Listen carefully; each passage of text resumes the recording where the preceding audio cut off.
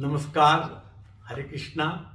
हम आपको इस चैनल पर कोई अच्छी बात, कोई सच्ची बात, कोई किसी ग्रंथ की बात, कोई किसी संत की बात बताते हैं जो आपके जीवन में काम आ सके। एक वैद्य थे जो कि पुरानी हवेली में रहते थे और पीछे रहते थे और बाहर आके जो आगे का पोर्शन था उसमें आके अपने मरीजों को देखते थे।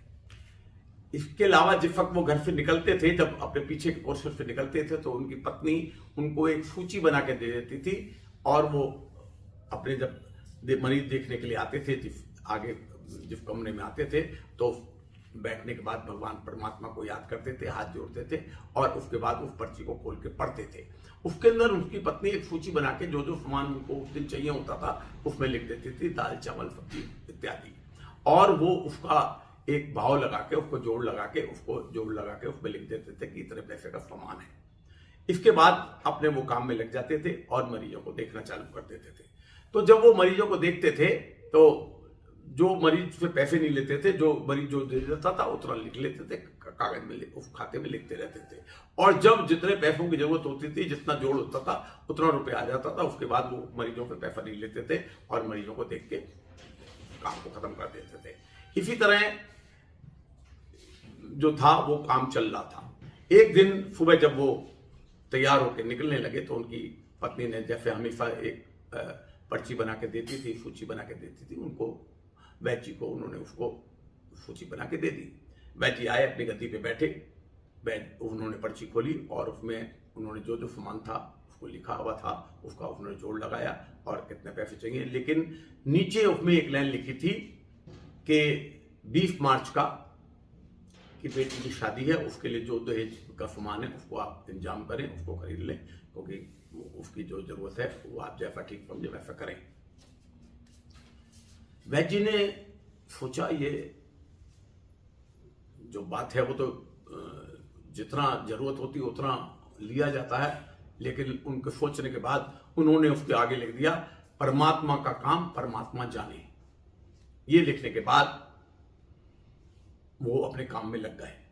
थोड़ी देर बाद उन्होंने देखा एक गाड़ी वहां पे उनके घर के आगे रुकी, दरवाजे के आगे रुकी और उसमें से एक फूटेड बूटेड आदमी बाहर निकला, अंदर आया और उसने कहा, वैद्य जी आपने मुझे पहचाना नहीं? वैद्य जी ने कहा, नहीं मैंने आपको नहीं पहचाना। तो उसने कहा कि आज से 15-16 साल पहले मैं आपके पास आया था और धूप का टाइम था, दोपहरी का टाइम था, मैं आपके घर के बाहर खड़ा था, आप बाहर आए और आपने कहा कि आप आ जाइए, अंदर बैठिए।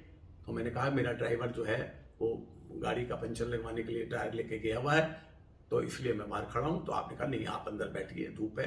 तो मैं आपके अंदर आके बैठ गया।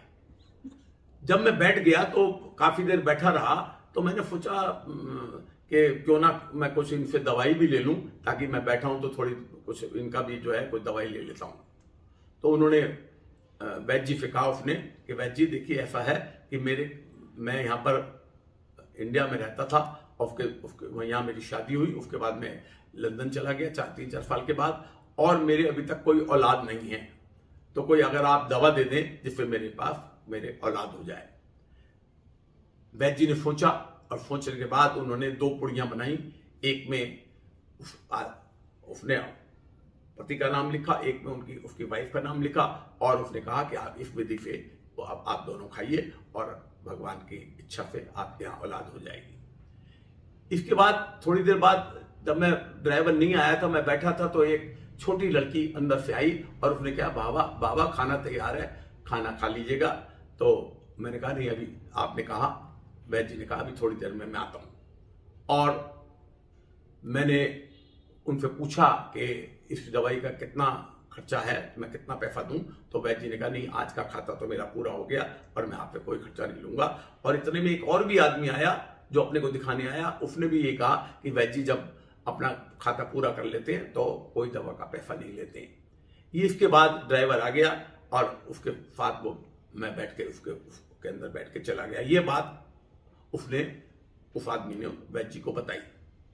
फिर कहने लगा जब मैं इंग्लैंड गया मैंने अपनी पत्नी को वो दवाइयां दी और पत्नी ने कहा भाई ऐसी बात है तो हमें ये दवाई खानी चाहिए, और हम दोनों ने वो दवाई खाई और कुछ दिन बाद हमें 2 पुत्रों का जन्म हुआ। इसके बाद कोई 15 साल बीत गए 15 साल बीतने के बाद मेरा इंडिया आना नहीं हुआ। अब मेरी भांजी की शादी है 20 मार्च की, तो मुझे आना था, 5-6 दिन की देर थी, तो मैंने कहा मैं इंडिया आया और भांजी की भात देने के लिए मैं यहाँ पे आया हूँ। लेकिन मैंने जब भी मैं कभी अपनी भांजी के भात के लिए सामान खरीदता था तो मुझे आपकी बेटी की याद आ जाती थी, और जो मैं खरीदता था वही सामान मैं आपकी बेटी के लिए भी खरीदता था, ताकि मेरे एक मन में बात रहती थी कि आपकी बेटी भी बड़ी हो रही होगी, इसलिए मैं जो सामान उसके लिए खरीदा मैंने वो भी आपके लिए खरीद लिया, और वो सब सामान लेके मैं आज आया हूँ। आपसे मेरा अनुरोध है कि आप उस सामान को ले लें, क्योंकि आपकी पुत्री भी बड़ी हो गई होगी, और मुझे अंदर से प्रेरणा मिलती थी कि जो मैं अपनी भांजी के लिए सामान लेता हूँ शादी के लिए, वो मैं आपकी पुत्री के लिए भी लूँ। वैद्य जी सोचने लगे कि देखिए क्या विधि का विधान है। मैंने तो सिर्फ यही लिखा था कि परमात्मा का काम परमात्मा जाने, लेकिन परमात्मा ने कितने साल पहले इसको भांप लिया था कि ऐसा दिन आएगा, और उसने इनको भेज दिया और ये सब कुछ इंतजाम करके ले आए। सिर्फ एक निश्चय एक ऐसी चीज है, इस कहानी से यही एक बात निकलती है कि अगर आप निश्चय कर लें, भगवान में विश्वास करें, और आपका दृढ़ निश्चय होना चाहिए कि भगवान आपके काम को पूरा करेगा। उसको पूरा करने के उसके पास बहुत तरीके हैं, उसके बहुत हाथ हैं, सैकड़ों हाथ हैं, सैकड़ों हाथ हैं उसके, और वो अपने भक्तों के लिए किस तरह कोई काम कर देगा वो वही जानता है। इसलिए हमें उसके ऊपर दृढ़ विश्वास रखना चाहिए। इसी के साथ मैं आपसे आज्ञा चाहता हूं, आप मेरे चैनल को सब्सक्राइब करें, लाइक करें और शेयर करें। जय राम जी।